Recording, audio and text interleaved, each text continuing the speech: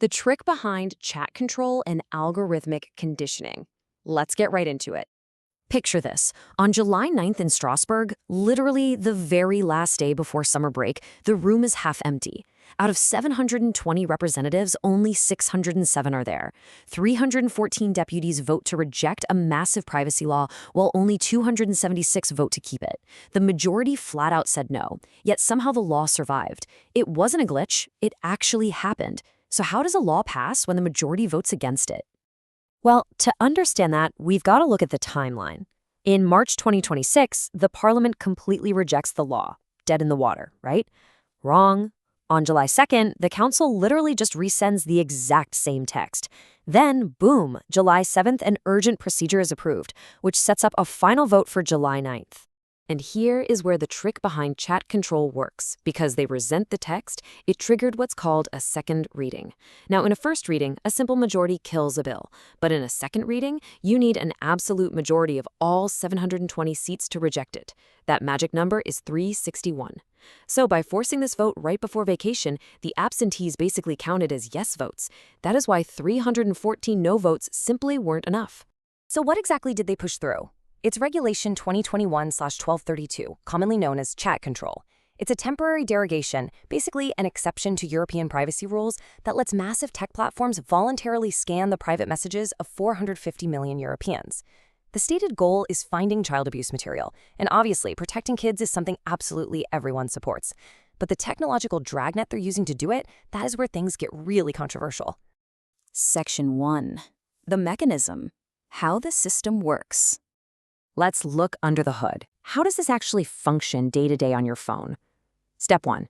Known illegal images are converted into a digital fingerprint. Step 2. Every time you send a private photo, it's actively checked against that archive. But here's the kicker. Step 3. They go further. The system uses artificial intelligence to actively read and interpret your private conversations, deciding all on its own if you're a suspect. Section 2. The numbers. A needle in the haystack. So, if we're giving up this massive amount of privacy, the obvious question is, does it actually work?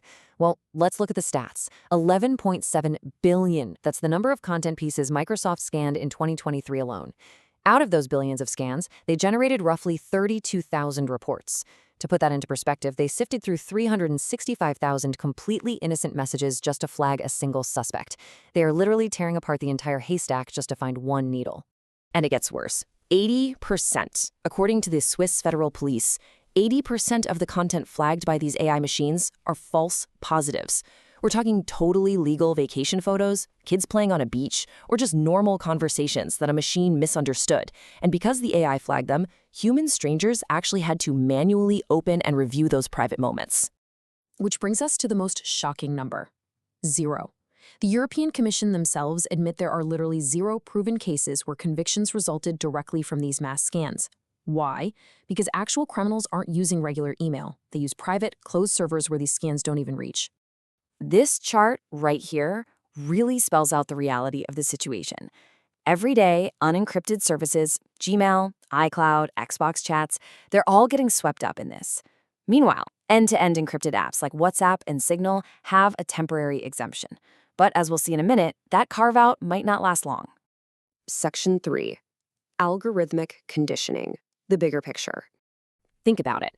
If the data shows the system is highly inefficient, and a majority of Parliament literally voted against it, why push it so fiercely? It comes down to this idea. Who can predict you can govern you. The analysis argues that tech giants aren't just selling your data for quick ad bucks anymore. They're extracting it because predicting and influencing human behavior is the ultimate power. Harvard economist Shoshana Zuboff calls this behavioral markets. You know the old saying, if the product is free, you're the product? Right. Well, Zuboff argues you're actually not the product. You are the raw material. Your private habits, messages, and experiences are being mined for free, refined into behavioral predictions, and sold to anyone who wants to bet on what you'll do next. That is how algorithmic conditioning works. The explainer makes a really provocative comparison here to the East German Stasi.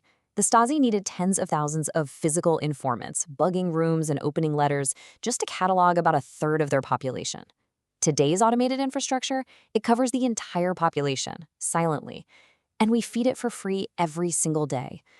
But unlike the secret police, it's not trying to threaten you. It just wants to predict you, working entirely under the radar. Section 4. Chat Control 2.0. Reading while you write. Because here is where it's all heading. That law they passed on July 9th, that's just Chat Control 1.0. It's a temporary bridge keeping the lights on until they can push through Chat Control 2.0. And 2.0 is way more invasive. It introduces client-side scanning. Basically, it would force your phone to scan your messages locally before the encryption even locks. It's literally like someone reading your letter over your shoulder while you're still writing it before you've even sealed the envelope. According to the analysis, this completely flips the concept of justice upside down. Traditionally, a judge identifies a suspect and then authorizes surveillance. Mass scanning reverses that entirely. It controls everyone first, defaulting to universal suspicion, and lets an algorithm figure out who might be guilty later. Zuboff gives us 3 great questions to ask about any era. Who knows, who decides, and who decides who decides. Apply those to that July 9th vote. Who's reading your messages? A private algorithm. Who decides if you're a suspect? The platform. Who decided to force a vote in a half-empty parliament until they got the answer they wanted? When you look at it like that, the sheer amount of unregulated power here is staggering. Section 5. Why privacy is everything. The master key to your life. So what are we actually trading away here? Because privacy isn't just about hiding secrets. It's about autonomy.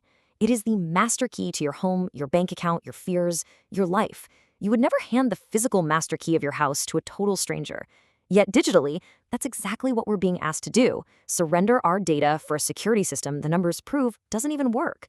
If the trick behind chat control relies on empty rooms and absent voters, how much longer can we afford to leave our digital doors unlocked?